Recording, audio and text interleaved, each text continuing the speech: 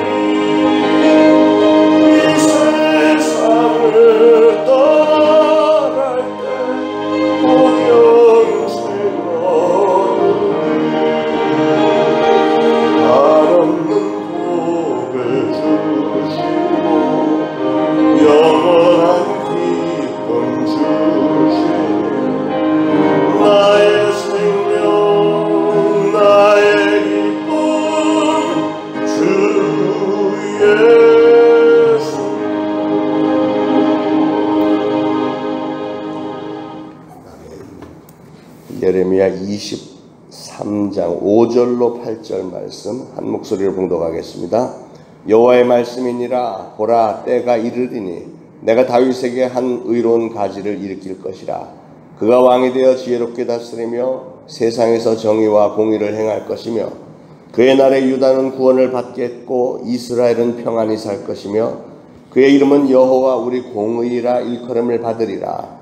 그러므로 여호와의 말씀이니라. 보라, 날이 이르리니 그들이 다시는 이스라엘 자손을 애굽 땅에서 인도하여 내신 여호와의 사심으로 맹세하지 아니하고 이스라엘 집 자손을 북쪽 땅 그 모든 쫓겨났던 나라에서 인도하여 내신 여호와의 사심으로 맹세할 것이며 그들이 자기 땅에 살리라 하니라. 아멘. 우리 성경은 누구에 대해서 증거하는 말씀이죠? 예수 그리스도에 대해서 증거하는 말씀입니다. 구약 성경을 포함해서 구약 성경과 신약 성경 모두가 다 집중적으로 예수님을 증거하는 말씀이라는 것은 우리가 다 알죠. 구약 성경은 오실 예수님 메시아에 대해서 증거를 했고요. 신약 성경은 오신 예수님 그리고 다시 오실 예수님에 대해서 증거하는 말씀입니다. 아주 중요한 주제입니다. 이렇게 말씀을 드리면 어떤 분들은 구약 성경에는 좀 예수님이 아닌 부분이 많지 않나요? 뭐 이렇게 그 얘기들 하시죠. 그러나 여전히 전체적인 성경을 본다면 성경 전체는 분명히 예수 그리스도에 대해서 증거하고 있습니다.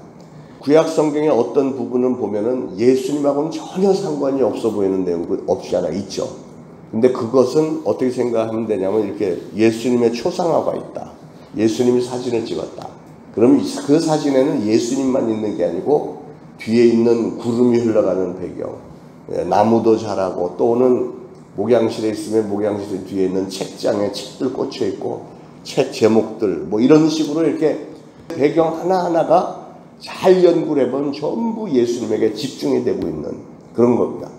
어쨌거나 예수 그리스도의 초상화를 완성하기 위해서 꼭 필요한 모든 것들인데, 오늘 말씀은 예수님에 대해서 아주 직선적으로 증거하는 말씀이기도 합니다. 예레미야 선지자는 예수님보다 한 600여 년 전에 활동했던 선지자인데, 예레미야 선지자는 망해가는 나라를 보면서 정말 안타까워하면서 백성들에게 선포하고 하나님의 뜻을 알려주고 하면서 또 오실 메시아 예수님에 대해서 증거했습니다. 5절에 여호와의 말씀이니라, 보라 때가 이르리니 내가 다윗에게 한 의로운 가지를 일으킬 것이라. 그가 왕이 되어 지혜롭게 다스리며 세상에서 정의와 공의를 행할 것이며. 다윗에서 오는 이 가지라는 것이 다윗의 혈통으로 오실 메시아 예수 그리스도에 대해서 예언한 말씀이고요.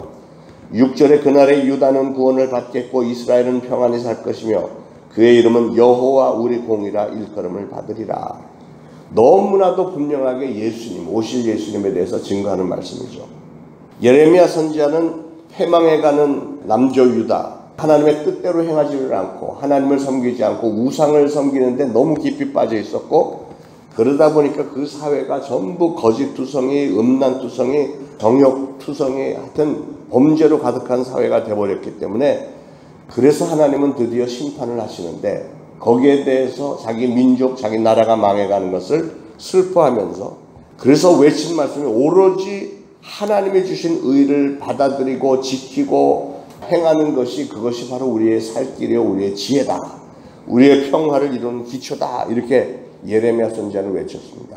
불의로 물들어가는 이 세상에 의로우신 예수 그리스도라고 하는 이름은 하나님을 사랑하고 따르는 사람들에게는 무기가 되어주고 우리의 소망입니다. 사실 우리 성도들에게는 불의에 대해서 저항할 수 있는 무기라는 게 없습니다.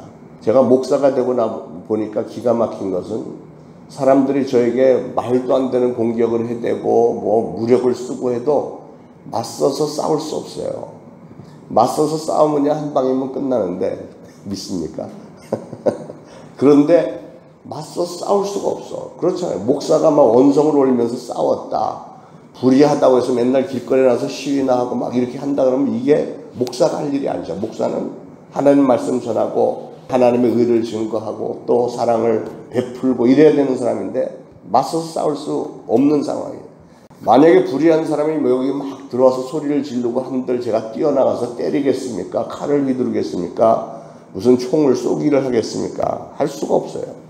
그래서 우리가 불의에 대항하는 가장 좋은 방법은 의로우신 하나님을 소유하는 겁니다. 하나님의 이름을 부르고 예수 그리스도의 이름을 선포하고, 그거밖에는 우리가 할 수 없고 그거보다 더 큰 무기는 없죠. 의로우신 하나님이 나와 함께 하시고 나를 지켜주시고 보호해 주시고 계시다고 하는 사실 앞에서 우리는 위로와 안위와 감사의 삶을 살 수 있는 줄 믿습니다. 6절 끝에 여호와 우리 공의 그랬는데, 이게 무슨 뜻일까요? 공의가 뭡니까? 공의라는 것은 어떤 제안에 대한 신실성을 말한다. 완벽한, 아주 신실하고 정확하고, 이것은 모든 법적인 관계가 절대적인 의미로 볼 때 하나님으로부터 온 것, 율법을 주신 분, 공의가 완전하신 분, 이런 뜻입니다. 하나님 우리의 공의롭다는 것. 그래서 의라고 하는 것은 하나님의 모든 속성의 기초가 됩니다. 약방의 감초라는 말이 있잖아요. 한약에는 감초가 꼭 들어가야 된다고 하듯이 우리 성도들에게 반드시 있어야 될 것, 우리 인간 생활에 인간들과의 관계에 있어서 반드시 있어야 되는 것은 바로 이 하나님의 의가 우리에게도 있어야 되는 거예요. 구약에서 의라는 단어로 제다카라는 그 단어를 썼는데, 제다카, 이것은 표준이라는 뜻인데 하나님만 가지고 계시는 절대적인 그 표준을 얘기합니다. 하나님의 절대적인 의로운 속성, 하나님에게는 다른 속성도 많죠. 거룩하신 하나님, 완전하신 하나님, 사랑이신 하나님, 영원하신 하나님, 이런 모든 속성들이 있는데, 이런 속성들에는 이 하나님의 의가 반드시 들어있는 거예요. 약방의 감초처럼. 그러니까 모든 하나님의 속성은 하나님의 완벽하신 의에 기초한 것이다 라고 표현할 수 있겠습니다. 의는 하나님의 모든 속성의 기초가 되는 것이고, 또 의는 우리 인간 생활의 모든 기초가 되는 것이어야 하기도 합니다. 우리 인생의 삶은 하나님의 의가 기초가 되어야 됩니다. 우리 하나님께서 우리에게 주신 율법도 거기에는 하나님의 의가 기초로 돼서 하나님의 율법, 십계명 전부 다 주어졌고요. 의를 통해서 우리 인간 관계가 온전하게 형성이 되어지고 진행이 되어지고, 우리 삶의 모든 것이 이 의를 기초로 해서 이루어져야 됩니다. 의가 기초가 되지 않은 이런 관계들은 굉장히 분란을 일으켜내고 전쟁을 일으켜내고 이렇게 할 수밖에 없잖아요. 인간이 의를 행하는 것은 우리 영생의 기반이 된다고도 또 예수님 말씀하셨습니다. 마태복음 5장 20절에 너희 의가 서기관과 바리새인보다 더 낫지 못하면 결단코 천국에 들어가지 못하리라, 이런 말씀하셨어요. 그렇기 때문에 인간이 의를 거역하는 것은 그게 바로 곧바로 죄가 되는 것이고, 우리가 의를 자유롭게 행할 수 없으면 인간의 삶은 불행해지게 됩니다. 인생이 의를 발견하지 못하고 살아간다면 인생의 모든 삶은 절망적인 것이 될 수밖에 없습니다. 그러니까 모든 기준은 의가, 우리 대한민국에 헌법이 있는데 헌법도 의가 기준이 돼야지, 불의가 기준이 돼갖고 불이 자기 편만 옳다 하고 상대편은 무조건 나쁘다 이것만 기준으로 해서 한다면 얼마나 불공평한 세상이 되겠으며 얼마나 불행해지겠습니까? 자, 그러면 의로우신 하나님의 사역은 우리에게 어떻게 나타나는가? 몇 가지를 볼 수 있는데, 첫째, 의로우신 하나님의 사역은 심판주로 나타납니다. 심판. 의로우신 하나님은 불의한 인생들에게 필연적으로 나타나십니다. 처음 인류가 죄를 짓고 선악과를 먹었을 때 필연적인 하나님의 심판이 뭐였냐면 너희는 정령 죽으리라. 선악과를 먹지 말라고 하시면서 하신 말씀이 너희가 저 선악과를 따먹는 날에는 너희가 정령 죽으리라. 이게 법이었습니다. 법. 죄악이 관영했던 그 노아 시대에 온 천지의 모든 사람들이 다 죄에 빠져서 살고 있었을 때 필연적인 하나님의 심판이 뭐였죠? 홍수로 심판을 하시는 거예요. 홍수로 세상을 다 쓸어버리는 겁니다. 요즘 장마가 오랫동안 계속 지속되고 끊임없이 비가 오니까 노아의 홍수 이렇게 생각하는데 그건 수준이 다르죠. 노아의 홍수는 완전히 그냥 물을 퍼붓듯이 40일 동안 내리고, 이거는 간간히 오는 것이긴 합니다만, 그리고 아브라함 시대에 소돔성이 죄악의 극치를 이루었고 그들이야말로 동성에 빠져 있었잖아요. 그들이 얼마나 동성에 빠져 있었냐면 롯이 그 성 안에 살고 있을 때 마침내 천사가 둘이 인간의 모습으로, 남자의 모습으로 해서 소돔성에 들어가서 이제 소돔성을 멸망시키기 위해서 들어갔더니 소돔성 남자들이 전부 그 집에 몰려와서 새로운 이 남자 둘을 내놔라, 우리가 그들을 상관하리라, 이런 얘기를 합니다. 그게 무슨 말이냐면 성적으로 상관하겠다는 거예요. 이 동네 남자들이 전부 모여갖고, 그러니까 새로운 사람들이 왔으니까 성적으로 강간하겠다는 거예요. 이게 있을 수 있는 세상이에요. 소돔성이 그렇게 됐기 때문에 하나님은 너무 경멸을 하는, 그래서 결국은 그 소돔성을 유황불로 싹 멸망시켜버리지 않습니까? 이런 심판의 원리가 오늘날에도 적용이 됩니다. 국가적인 심판, 사회적인 심판, 가정의 심판, 개인의 심판. 하나님은 여전히 살아계시고 인내하시고 참으시지만 언젠가는 심판의 칼을 휘두를 날이 올 것을 우리 성경은 분명히 증거하고 있잖아요. 특히 요한계시록 부분에 가서. 오늘날 우리가 이 코로나 시대를 맞이했고 또 이 장마도 길어지고 하면서 신앙인들의 마음속에는 불안감이 없잖아. 있죠. 오늘이 그날일까? 이제 그날이 점점 더 가까워진 건 아닌가? 이전에 없었던 이런 상황들, 이게 감당이 되지 않는 상황들이 벌어지는 걸 보면서 분명히 하나님의 메시지가 있는 것은 확실하죠. 하나님은 개인의 의를 따라서 개인을 심판하시고 나라, 이런 민족, 이런 걸 보면서 그의 적절한 심판을 언젠가는 하신다는 사실입니다. 이런 원리는 불신자들까지도 부인하지 않습니다. 불신자들까지도 하나님 믿지 않고 죄를 지으면 벌을 받을 거야 하는 게 속마음에 다 있지 않습니까? 그러면서도 안 믿으니 참 불쌍한 이들이죠. 그러나 비록 불의한 일을 행했더라도 우리가 하나님 앞에 나와서 잘못했습니다. 죄를 인정하고 하나님 앞에 회개하고 돌이키기만 하면 다시는 안 그러겠습니다 하고 돌이키기만 하면 하나님은 그 심판을 보류하시고 용서해 주시는 줄 믿으시기 바랍니다. 자, 하나님의 사역은 심판주로 나타나시고 의로우신 하나님의 사역은 두 번째로는 보상주로 나타나십니다. 보상을 해주세요. 하나님의 의는 소극적인 의미로 볼 때는 물론 심판이지만 적극적인 의로 볼 때는 보상을 해주십니다. 우리가 하나님의 뜻을 따라서 성실하게 하나님께 영광 돌리는 삶을 살 때 하나님은 이는 내 마음에 합한 자다 하면서 다윗을 축복하셨던 것처럼 우리 사랑하는 모든 이들에게 축복해 주실 줄로 믿습니다. 옛날도 그랬지만 지금도 비가 오나 눈이 오나 찬바람이 불어도 새벽 제단을 찾는 이들 하나님은 보상해 주실 줄로 믿습니다.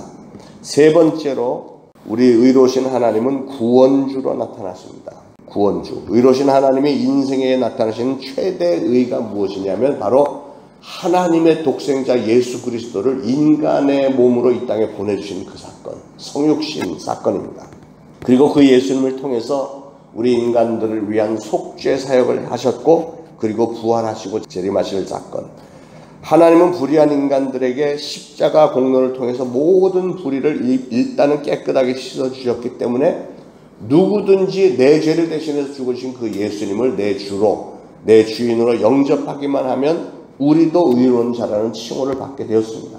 그게 하나님이 약속하신 겁니다. 로마서 3장 26절에 곧 이때 자기의 의로우심을 나타내사 자기도 의로우시며 또한 예수 믿는 자를 의롭다 하시니라. 예수를 내 주님으로 믿는 그 사람도 하나님은 그래 내가 너를 의롭다고 인정해 주겠다 이렇게 말씀하신 거예요. 다시 말하면 의로우신 하나님이 이 불의한 세상에 인간의 몸을 입고 이 땅에 오신 사건이 성육신 사건이고 그 의를 나누어 준 사역이 바로 예수 그리스도의 십자가의 속죄 사역이고요. 그 의가 진실하다는 것을 증명한 사건이 바로 부활의 사건입니다. 의로우신 그분이시기 때문에 부활하실 수 있었던 것이죠. 지금은 이 세상에 돌아가는 모습을 보면 하나님의 의가 좀 불명확해 보일 때도 있습니다. 정말 하나님이 살아계시다면 어째 이런 세상, 이런 사람들을 그대로 놔두실까? 뭐 이런 생각도 종종 하게 되는데 그렇지만 우리가 하나님의 때를 믿고 기다리면 우리 예수는 재림하시겠다고 분명히 약속을 하셨고요. 재림하실 때 모든 것이 온전하게 다 이루어진다고 약속을 하셨습니다. 하나님의 의는 예수 그리스도를 통해서 윤곽이 나타나기 시작했습니다. 예수님의 거룩하심과 예수님의 희생과 예수님의 그 엄청난 사랑, 갈릴리 지역을 다니면서 아픈 자들을 보면 참지 못하시고 다 치유해 주시고 귀신 들린 자 정말 인생을 뺏긴 그 사람들에게서 귀신들 다 쫓아내시고 온전하게 되돌려 주셨고 무엇보다도 우리의 죄를 대신해서 십자가에 달리신 그 사건이 바로 하나님의 그 엄청난 사랑과 희생을 입증해 보이는 그 사건이잖아요. 그래서 누구든지 그분을 주님으로 받아들이는 그 사람, 예수님이 바로 의이시다, 하나님이시다 이렇게 받아들인 그 사람이 구원을 받게 되는 줄 믿으시길 바랍니다. 이 말씀 마음에 새기시고 오늘도 승리하시는 하루가 되기를 축원합니다.